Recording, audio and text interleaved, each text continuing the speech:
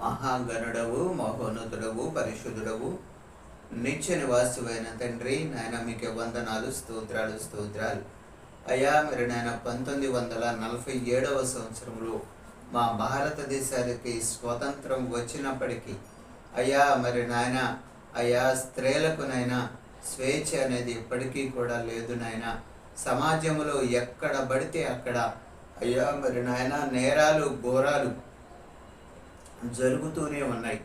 అయ్యా మరి నాయన ప్రజలు మరి అడుగు తీసి అడుగు బయట పెట్టాలి అన్నా, సమాజంలో నడవాలి అన్నా కూడా ఎంతగానో భయపడుచున్నారు ప్రభువా.